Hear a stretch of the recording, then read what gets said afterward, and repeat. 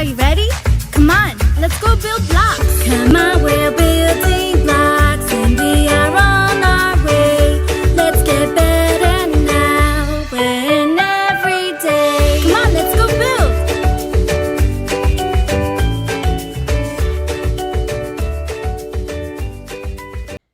In a land of beauty and abundance, there lived a prince.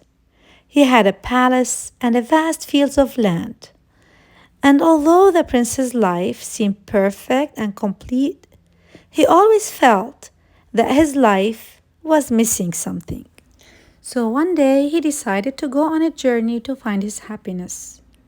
As he ventured deep into the jungle, he stumbled upon a breathtaking sight, a magnificent deer, its beauty rivaling the wonders of the forest itself. Despite being enchanted by the deer's grace and elegance, the prince was struck by one thought. If only I could possess the rarest scent in the world from that deer's musk, perhaps then I would find happiness. So he ordered his men to hunt the deer down to extinction. But still, he felt something was terribly missing. Then one day he sat by the river bank, watching how a swarm of salmon fish were jumping in and out of the water. He then thought, my happiness is trapped with those happy fish. So if I can get my men to build dikes and dams and block the river from the ocean, then I can get all these fish stay in my kingdom, and this will bring me happiness. So he did, but he still felt something was terribly missing. As time passed and seasons changed, so did the kingdom. The lush greenery turned pale, and the river was depleted of its fish. Animals looked up, felt scared and miserable. The prince's misery also deepened.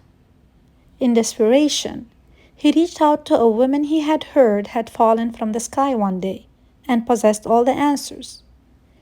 Please guide me out of my misery and I will do anything, he pleaded.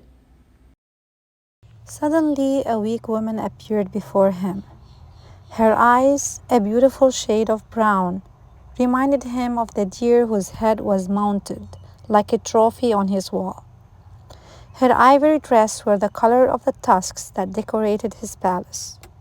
Her cheeks glowed with a pink warmth, like the joyful salmon that used to inhabit his river. From behind the bars, the princess yelled, "Free me, please." The prince was distraught and confused. Who is this woman and how can I liberate her? Her misery is yours, Sky Woman replied. Your destinies are intertwined, she said. Seek out the lichen, live their lives, and you both shall be liberated, she said.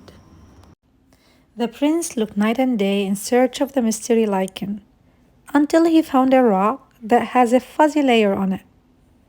How is it possible that you hold the secret to life? Asked the prince.